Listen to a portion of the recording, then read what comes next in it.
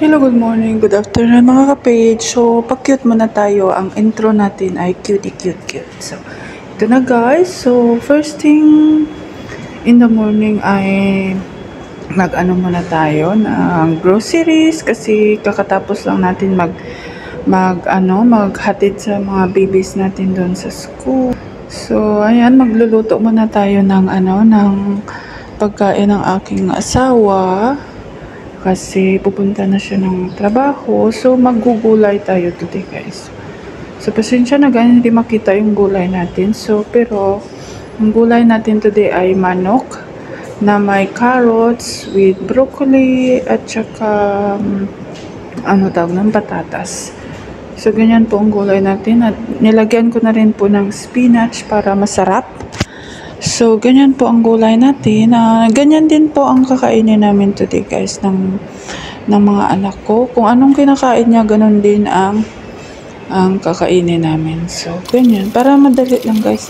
Para hindi tayo balik-balik ng trabaho. So, kailangan ko na nung lulutuin natin. Yun din ang kakainin niya. So, ayan, guys. So, di ba? Ang sarap. So, tapos nating magluto, umalis na yung palalog ko, guys. Muna tayo. Milo at saka kain na rin tayo ng tinapay. So, Milo at saka gatas po pala yung iinumin natin, guys. So, mainit po talaga yung gusto ko, guys. Kasi para langhap ko yung yung init ng gatas sa loob ng tiyan ko. So, ayan, nag-breakfast muna tayo.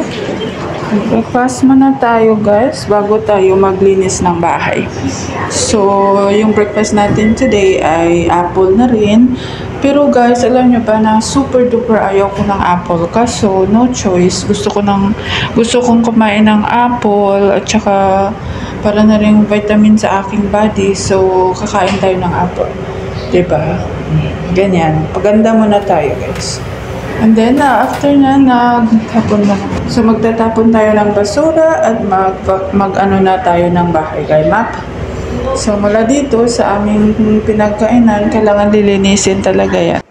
So, ayan guys, linis-linis tayo ng bahay. Vacuum is life. So, lahat na lang ata ng sulok ng bahay namin, guys, nilinis ko ngayong araw.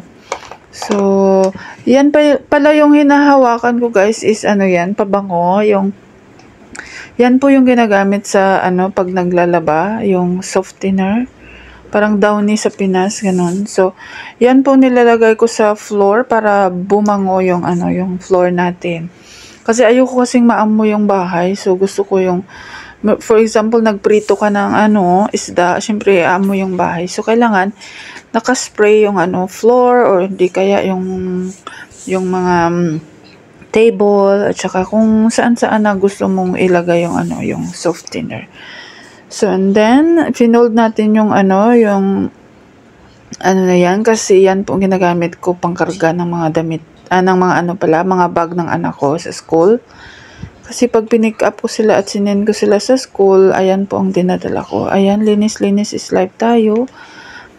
Mag-map tayo. So, bago tayo exercise muna tayo. Sayaw is life. Ayan. Diba? Ay, nako. Nag-exercise muna tayo, guys. Exercise muna ang lola nyo. So, pagkatapos ng linis, mag-exercise muna para syempre healthy ang lola nyo. O, diba? Pack na pack. O, diba? So, ganyan talaga. Kailangan talaga natin ng exercise para healthy. Diba? Nagpa-cute muna ang lola nyo. So, pa-cute muna. Diba? Kasi, natapos na natin ang ating trabaho. So, rampa-rampa is life muna tayo. Rampa-rampa. Magpaganda, magpa-cute. Say hi to my followers. So, don't forget to follow, share, and